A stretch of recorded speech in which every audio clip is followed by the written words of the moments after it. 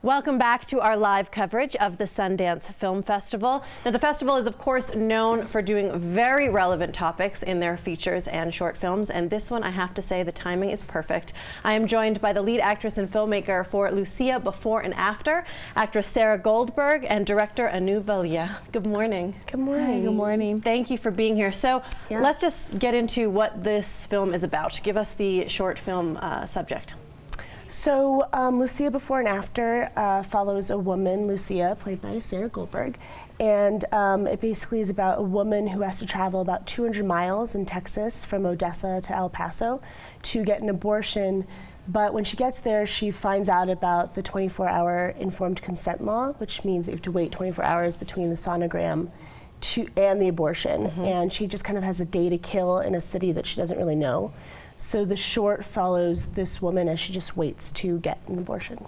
And I think so often we see this topic discussed on the media and in politics, but very rarely do you see the actual experience and the waiting and the thought and the time that goes into something leading up to this. What was some of the inspiration you pulled from before writing a piece like this or directing a piece like this?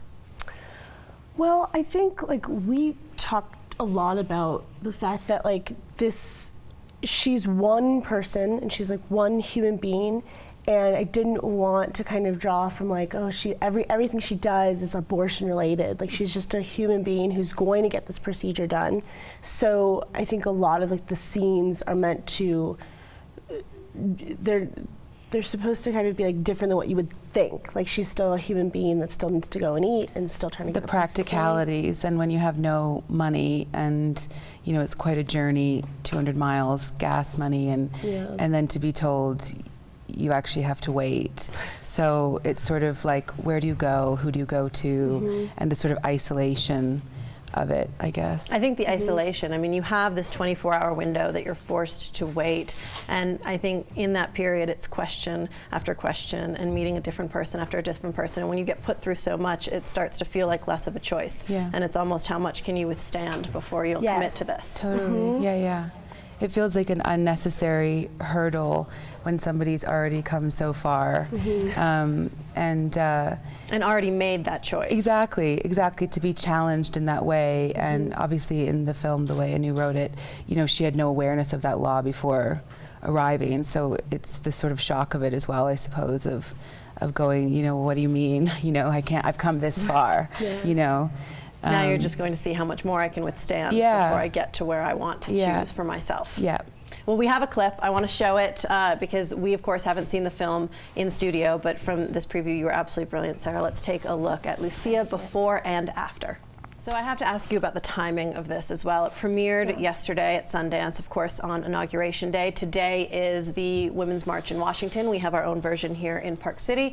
This is obviously a hot button issue for a lot of people, but women are marching in DC for their rights, whether it be your life rights, whether your right to choose, all of these things. How important was it for you to bring this picture at this time?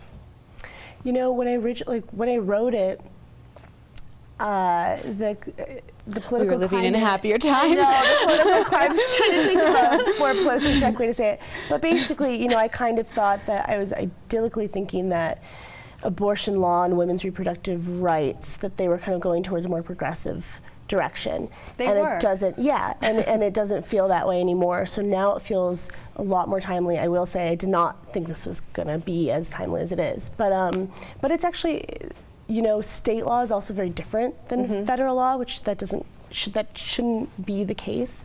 But even though currently abortion is legal in so many states, it feels like it's illegal. It feels like it's out of reach, for sure.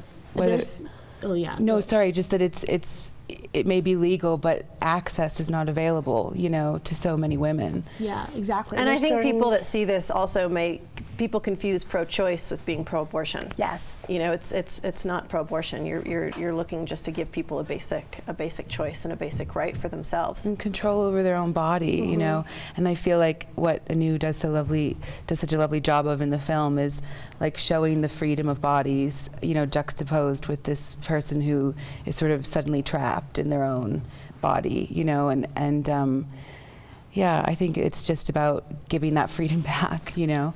And it's also timely because it's the 44th, am I right? 44th anniversary of Roe v. Wade on the 22nd? Yeah. So whether intended or not, I believe the timing of this project is perfect, and congratulations to both of you. I know there's going to be people watching or that will see the picture and will have very strong feelings on one side or the other, but congratulations on putting a human experience on film. Thank you so much. Thank you. Absolutely. All right, we're going to take a quick break here on the Mountain Morning Show and be back. I was just with the filmmakers of Lucia before and after. We'll have much more Sundance Live coverage right here on Park City Television.